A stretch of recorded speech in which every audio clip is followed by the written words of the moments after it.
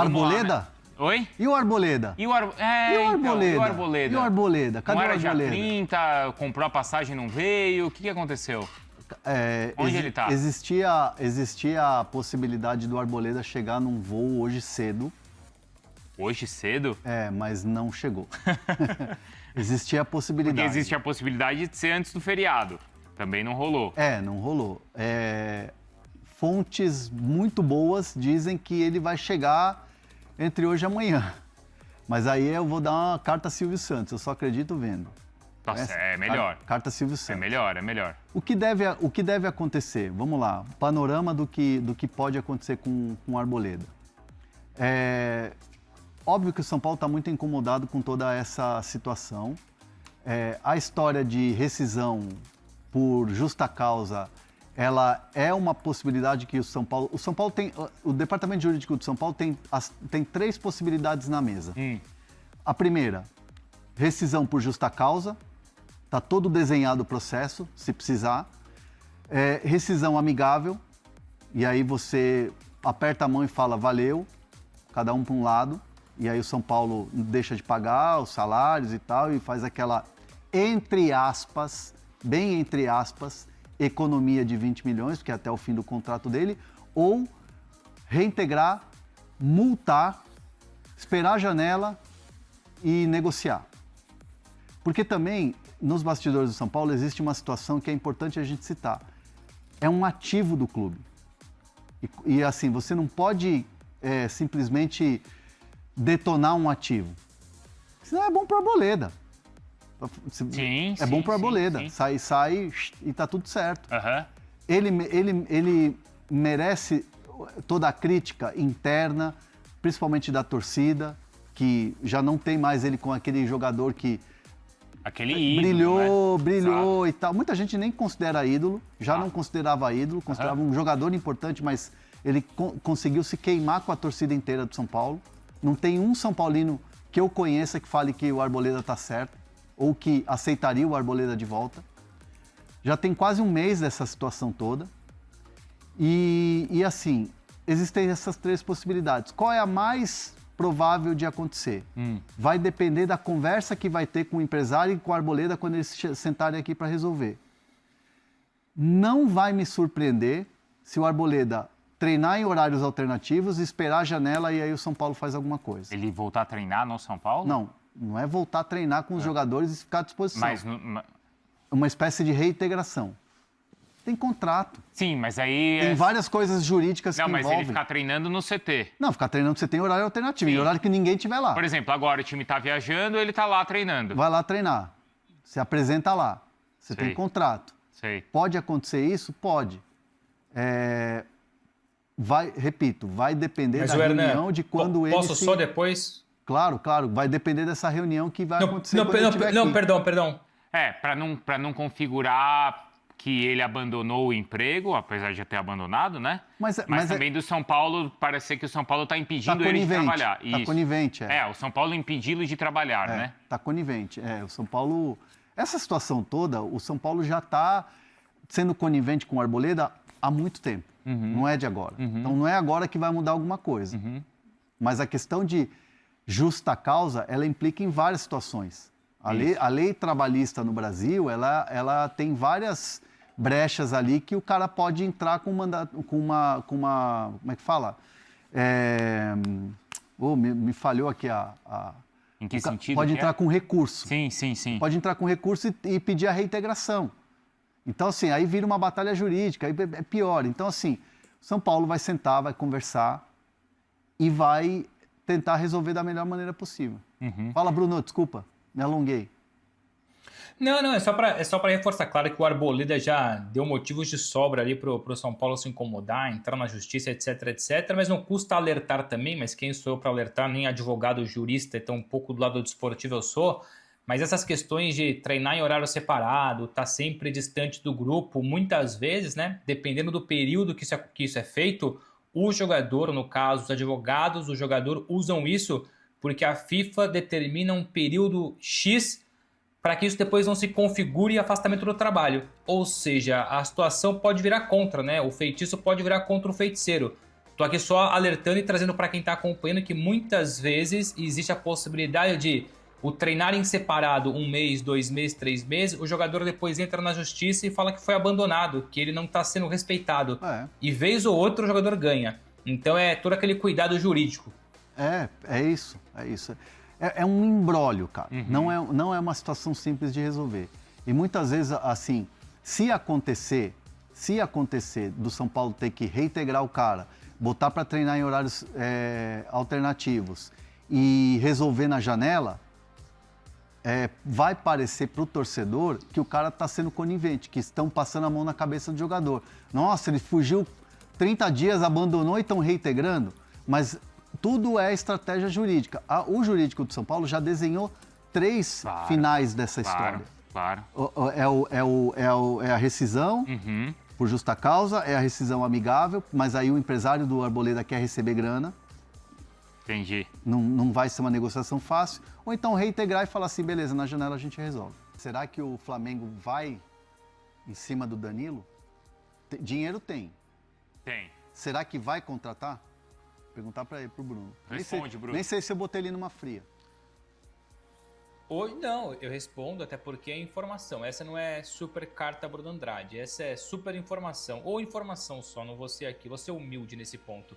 Mas é que nós temos um combo Flamengo, é muita notícia de Flamengo. Então tem Bruno Henrique, tem Danilo, lateral / zagueiro, tem o Danilo do Botafogo. Começo respondendo então a pergunta do Hernan. Já não é de hoje, e aliás a própria ESPN, se não me engano foi o próprio Daniel Bocato que levantou novamente a informação de Flamengo interessado e acompanha a situação do Danilo, naturalmente, até porque o Flamengo busca um número 8, e aqui é uma informação já inicial. Já há muito tempo nós falamos que o Flamengo vai em busca de um 9. Pela manhã eu fui tentar descobrir se há alguma negociação em andamento por esse 9, por esse tal 9 que o Flamengo busca para ser a sombra do Pedro. Não me explicaram como é que está o processo, está mais avançado, menos avançado, qual é o nome, quais são os nomes. O que me disseram um extra, reforçando evidentemente que buscam um 9, é que outra prioridade do Flamengo no mercado é a contratação de um meia, de um 8. Alguém com características de Danilo, alguém tipo Danilo. Aqui eu vou abrir aspas para a fonte. Alguém tipo Danilo, mas que não será o Danilo, ou muito potencialmente não será o Danilo, que é um jogador que interessa sim, mas o Flamengo reconhece vários obstáculos. Rivalidade, o Flamengo entende que o Palmeiras no Brasil tem a prioridade, até pela relação entre clubes que eu mais cedo falei, mas porque o próprio Danilo tem essa prioridade, lembrando que ele prefere sempre o futebol europeu, e porque o Flamengo considera uma negociação cara. O Danilo é jogador para mais de 30 milhões de euros, e o Flamengo já gastou muito com um jogador com outras características, mas também de meio campo, que é o Paquetá. Então, entre aspas, loucuras para o Flamengo, grandes investimentos para o Flamengo, não que não venha contratar um grande meio-campista, mas o dinheiro tem que ser muito mais bem gerido, um atacante e um meio-campista. Então o Danilo fica um pouco de lado, eu não descarto 100%, mas conversando com uma pessoa hoje bem forte no Flamengo, é que o Danilo não é a prioridade. O Flamengo olha para outros nomes para reforçar o meio-campo, mas com características de Danilo, jogador tipo Danilo. Então acho que eu respondi a pergunta aí do Hernan. Eu olhei pro Hernan e pensei numa coisa e acho que ele pensou na mesma coisa. Não é? Marcos Antônio. E aí entra tudo agora, né? Vamos lá. Não, porque, tipo, o primeiro nome que eu penso, quem é tipo Danilo, é o Marcos Antônio. Mas o Vicari, né? E não é só por feeling, tá? E aí não é feeling, isso aí é informação. Então, o Flamengo já tentou a contratação do Marcos Antônio. O Boto, diretor esportivo português do Flamengo, é apaixonado pelo futebol do Marcos Antônio. Conhece o Marcos Antônio do futebol português, depois do futebol ucraniano. Trabalharam juntos no Shakhtar. Existe uma boa relação, e depois jogo por Hernan, porque o Hernan tem mais informações sobre isso. A relação Flamengo e São Paulo é boa. Então, se você não tem o Danilo à disposição ou coloca o Danilo como alternativa difícil, você naturalmente olha para o Marcos Antônio, que tem um ponto importante que nesse momento não joga contra a negociação, mas é negativo. O Marcos Antônio está lesionado, mas ele tem 11 jogos e não vai fazer o 12º e o 13º tão rápido. E isso ajuda no timing da negociação no meio do ano. Caramba, tem isso, hein, Hernan? A contusão do Marcos Antônio o deixou fora dessas partidas. Vamos lá. Caramba, eu não tinha pensado nisso. Independentemente do desejo do Flamengo, do desejo do Boto em relação ao Marcos Antônio, o São Paulo foi muito firme, assim, numa reunião que teve Rui Costa e Boto frente a frente, num café. Só, não quero me desfazer do jogador, por favor, pare de ir atrás do meu jogador. Foi um papo reto, assim, essa foi a real, né? E isso foi amplamente divulgado aqui no Fala Fonte. O São Paulo, quando ganha tempo e até chega a sugerir uma cláusula de saída para o Flamengo, né, caso o Flamengo quisesse cobrir uma oferta de fora, o São Paulo costurou isso muito bem nos bastidores e conseguiu convencer o Marcos Antônio de um projeto no São Paulo, de ser, né, ídolo no São Paulo, de brigar por títulos no São Paulo. Teve um aumento salarial, o principal jogador, o anúncio da renovação da maneira que foi feito. E o São Paulo também se resguarda via multa rescisória. A multa rescisória para times do Brasil, Marcos Antônio, é quase 1 bilhão. Ninguém vai sair pela multa, óbvio. Claro. Mas o São Paulo não tem interesse em vender o Marcos Antônio. Se o Flamengo chegar com algo acima de 30 milhões de euros, o São Paulo não é um time que está nadando em grana. É um clube muito pelo contrário, é um clube que está na UTI financeira. Essa é a verdade. Óbvio que a conversa pode ser diferente, mas até isso acontecer, tem que ver se ele vai passar o número de jogos no Brasileiro, como é que vai a direção e o próprio presidente Maciz vão lidar com essa situação de perder um jogador em relação a uma repercussão com torcida. Então, assim, o São Paulo não quer se desfazer do Marcos Antônio, esse é o ponto. Se o Flamengo quiser, vai ter que chegar com um caminhão de dinheiro e criar uma dúvida na direção do São Paulo. E, obviamente, isso vai ser...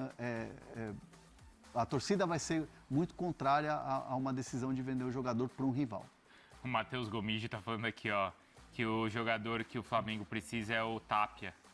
Sacanagem, né? Do Flamengo, Bruno, a gente já envolve o Cebolinha também. Tá? O Bruno Henrique, né? Renovou, né? Bruno Henrique renovou. Vai ter estátua. Sério? Mais um ano de contrato. Não tinha visto. Vai ter busto. É estátua, né? Vai ter um busto. É busto. Isso. Na Gávea ou no Ninho? Como é que é, Bruno? Já sabe? Já tem local? Não, você deve sair... Se eu não me engano, acho que o BAP não explicou, mas eu vou procurar aqui. Admito que eu só me recordo da declaração dele falando do busto, mas o local específico, se a nossa produção puder ajudar também aí, enquanto eu complemento a informação do Bruno Henrique.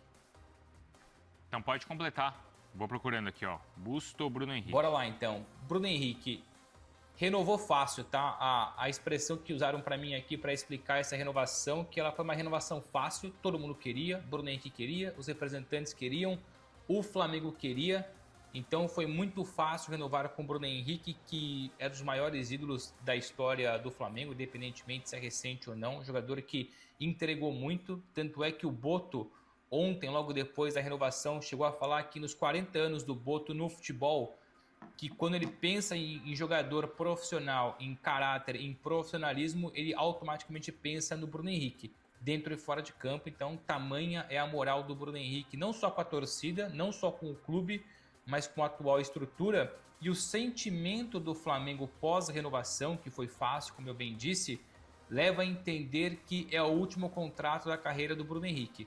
Vale lembrar que no ano passado ele chegou a colocar em cima da mesa essa possibilidade.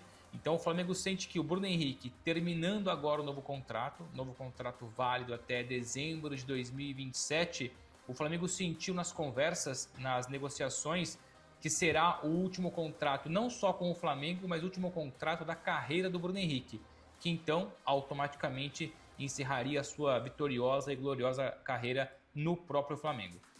Vai ser inaugurado em novembro na Gávea, tá, Bruno? Então o BAP anunciou isso, que é na Gávea mesmo, a estátua lá para o Bruno Henrique. Fala, Thomas, beleza? Chegando aqui com mais um giro de notícias importantes do maior clube do Brasil, o São Paulo. Desde já, peço seu like, se inscreva no nosso canal e ative o sino das notificações para você sempre que for possível receber as atualizações de primeira mão do maior clube do Brasil. A gente encerra a nossa edição por aqui. Um grande abraço para você e até o próximo vídeo.